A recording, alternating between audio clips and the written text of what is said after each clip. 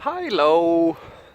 So, it's finally Friday here in Gothenburg, which means that I have the day off because I'm one of those weird people who I don't take a long consistent vacation over summer. I instead take the Fridays off. I take out my vacation days on Fridays, and then I have a long weekend all year, almost, well, half of the year. So now I'm on my way to the gym, gonna do my stuff there, and then I'm going to spend the rest of my day playing computer games and coding, to mix things up a little bit. Anywho, I thought I was gonna touch on a topic that hopefully I can relay something useful to you guys out there who may have just started coding, or you're coding a little bit and you're getting into the little bit more advanced philosophical questions of programming. And there are probably people who can tell you these things in a much better way than me, but I thought I was going to take a stab at it.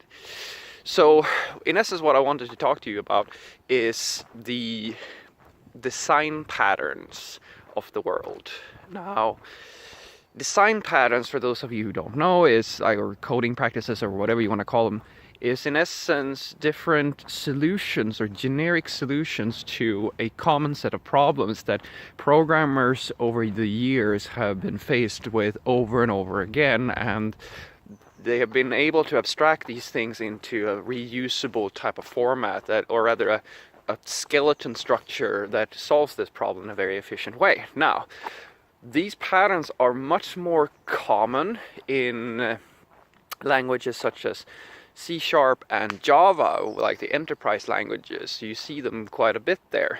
And I wouldn't say that there's much of a reason for it, but there is a little bit of a reason, I would say, and that is because these languages are fairly old to begin with, but it's also a mindset of writing code. Now, you have to remember that back in the day, object-oriented programming and these paradigms that are today feel a little bit and it's not old, it's just that it's been around for so long that it became kind of the standards, domain-driven development, which is the concept of mapping out your problem domain for a system on a whiteboard or in a flowchart. All these practices, and I want to believe that object-oriented programming and all these things I think they came around because of this way of working more than anything else. Because let's remember that there is if you try to imagine in what scenario you want to map out your domain in a very efficient and concise manner, who does that really appeal to? Well, I would say that appeals very well in a team type of situation, or in a waterfall workflow. Well, a waterfall workflow is an old workflow where you made a specification at the beginning of a project, and then you mapped everything out and created this written specification in essence, and then it was implemented by the development team. Now we have moved on to agile workflows, and this is out of scope for this discussion, but it's a fairly dated way of working. But I do want to point out that I strongly believe that a lot of these ideas from object-oriented programming and these design patterns and all that stuff came to birth due to this way of working. I'm pretty sure, I would be surprised if that's not true, because it fits so well with this mentality that you want to have a common language to talk with different stakeholders, and a way for you to map out a system before you start working on it. That's very, very difficult in a functional approach, or if you don't, it fits very well within this way of working. Now, what do I have to say about this? Well, apart from the fact that these proven methods of working are very efficient at solving the problems that they were designed for, they also have an enormous pitfall, and I have been in that pitfall so many times, and I have seen coders who are so much better than me getting into that pitfall as well. So I want to warn you now, and hopefully this will resonate with you and you will feel that, hey, I'm not going to be that guy. And you're probably still going to fall in there sooner or later, because my rule is that it's you always, if you love what you do, sooner or later, someday, and probably more than once, you are going to over-engineer something. You're going to build something because you're excited about building it, rather than it being necessary for the problem you're going to solve. But I'm still going to try. So the most common pitfall with design patterns is that you apply them when they're not needed, or you apply them in the wrong way. And that's, in essence, the reason why that happens is because you lack experience, in essence, or you lack an understanding, or you lack what I call pragmatism towards the problem you're trying to solve. Now, the ideal type of programmer we have in this world, and usually it takes you a while to get to that point. I'd like to believe sometimes that I've started to be that programmer. I still sometimes hear, I heard not that long ago that I over-engineered stuff, and you have to continuously improve yourself. But ideally, you want to be pragmatic about approaching a problem.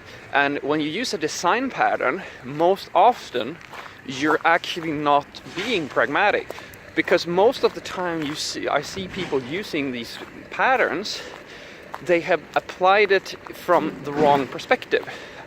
And what I mean by that is that the question has been, okay, I have this problem. Which design pattern do I use to solve the problem? And that's the reverse way of thinking. It's the wrong way of thinking. What you should say is, okay, I have this problem. How do I solve this? And then you try to solve it, and then you look at your code and say, hey, I see that my specification here is going to change a little bit. Sorry. I see that my specification has changed, and I also see that my solution here is very close to this problem over here. Maybe I should make that into a design pattern, a more generic solution, right? So do you see the difference? The difference is that you're not thinking about solving a problem, a design pattern up front. You're thinking about solving the problem, and then after you solve the problem, you realize that this would be a very nice fit for a design pattern. And that's a massive difference. It's a really big difference, because if it's the same difference as to realize that, hey, I need microservices here, as opposed to saying, hey, I want to try out microservices to solve this problem here. And it's really important, because you get very often into this situation with all these fancy techniques, is that the developers or the engineers are trying to make something that feels mentally nice to them, or they want to craft well-crafted fancy things, and they do that desire takes overhand, and they make decisions that are more emotional than logical for the problem that they're trying to solve. And that's where you get over-engineered code or over-complicated code. And I see this all the time. Even as I said before, my rule is that if you're reaching for a design pattern, odds are that you have already over-engineered your code. It's so rare, so rare that people have a need for some of the more fancier design patterns. There are some design patterns that are fairly common, like the builder pattern, decorator pattern, and the singleton. These are very, very common. And then you have like circuit breakers and like all other kinds of patterns that are very much rarer. The factory pattern is fairly common as well.